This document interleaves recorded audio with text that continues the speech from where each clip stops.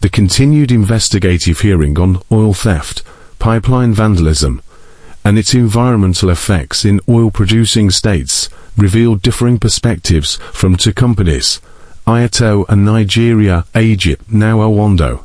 The session, held by the House of Representatives Environment Committee, focused on numerous petitions from host communities concerning the negative impact of these companies' operations. Both companies acknowledged the need for legislative intervention to curb the environmental and economic sabotage caused by oil theft and vandalism.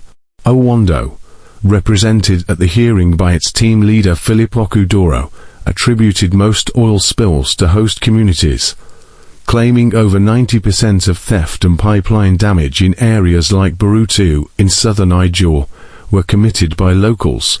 They argued that illegal connections and damage to installations were the main causes of environmental pollution, exacerbated by underwater currents spreading the spills.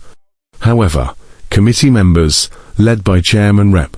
Julius Pondy, took issue with Oando's sweeping accusations against the host communities.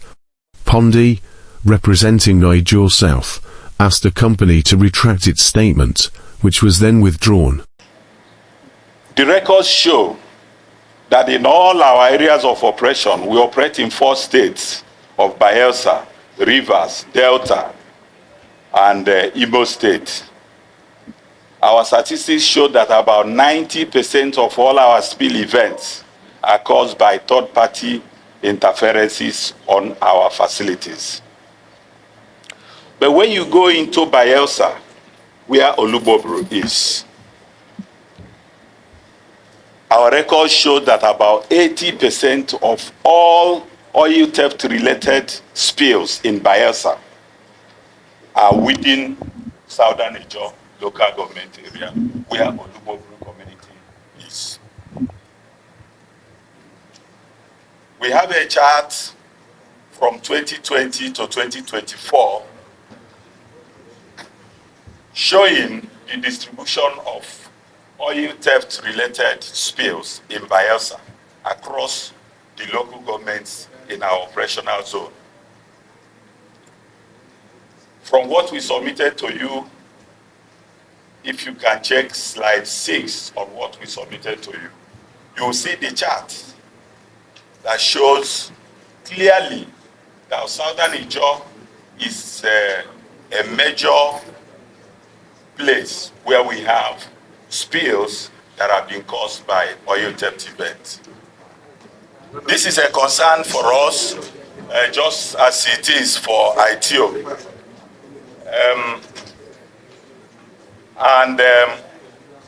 We are asking for the intervention of this honorable house in whatever way, because it's not an ordinary statistics that a country that used to produce up to 2.2 million barrels is now lagging around less than 1.5 million barrels. That's not a fictitious record. It is caused by active operation of vandals across oil facilities, especially those like Oando that are operating in land and swamp. Like you said, I share the same coastline with you, so we suffer the same thing. But that it will be totally wrong to say that if our people steal crude oil, if our people involved in vandalization, then we should own up and say it. I think so. We should own up and say it, because like Jumbo was saying just now, there will be a time that we speak to our brothers. There should be a time that we speak to our brothers. If we continue like this, we are talking about the host community trust. If you continue to vandalize the pipelines, how do you have money in the host trust? Yes, some of the languages may be very harsh, but it's not take away the fact that our people are involved in the activities. So I think that saying that it should never may be also too harsh. So let it use the word mildly. The one I find funny is when he said appetite to steal. Yeah. Otherwise, if our people are, these are things that are known everywhere. That we have good people, we also have criminals. After all, you are here, you represent the good and bad people of Southern Ijaw. So if the small bad people in Southern Ijaw are the criminals, then we should own it. I don't agree that the larger people in Southern Ijaw, no. There are always small elements that involve in crime. We should own up that there are these elements that are involved in crime. We should own it. We should protect them. We should be seen doing so in public when we know that the elements are there. So, my brother, appetite for stealing that you used. The chief operation of Aieto, Uarizi Yusa stressed the importance of maintaining good relations with host communities, but noted that vested interests often lead to conflicts, which have previously impacted oil production. He cited a significant drop in production to 700,000 barrels per day in 2018, which only improved with increased security efforts. Representative Pomdi reiterated the committee's commitment to addressing environmental degradation caused by oil company operations. He announced plans for an oversight visit to Oando's Delta state sites to verify claims of cleanup efforts following a May 2024 oil spill. 99% of them have been found to be third-party infractions from mostly vandals and theft who have come to steal crude. Like I said, it's a very sorry and painful situation. No country, no producer, no operator sets up to want to be a barging operator. It is a Herculean task. It is extremely difficult. It's something that no operator really wants to get involved in. But what do you want to do when you cannot get your crude out? You are producing, but you will not see it. These are open records, open facts that can be found from all facets of security hierarchies, regulators in Nigeria.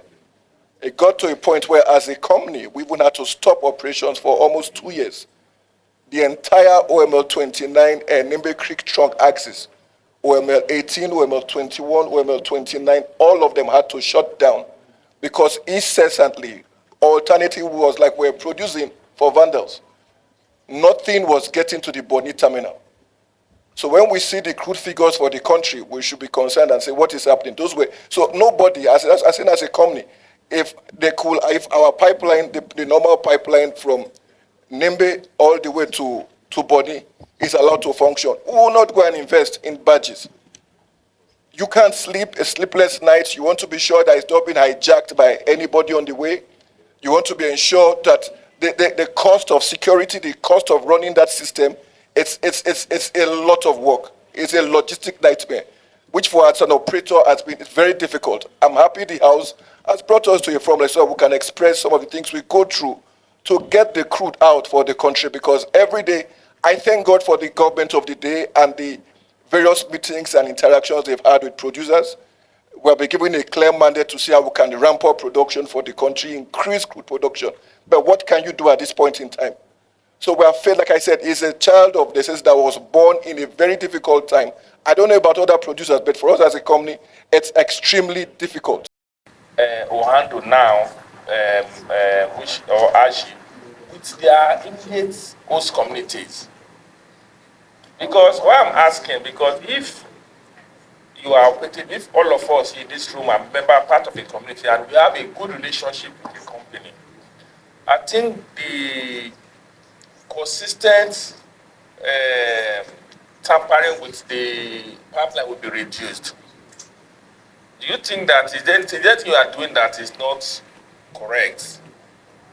Because if you are alleging that the community people that are finalizing the pipes, then the thing that you are doing that is not 100% correct.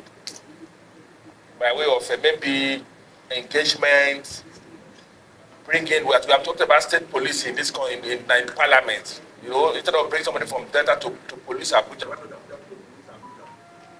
So that because they are familiar with the area, they know how to talk with the area.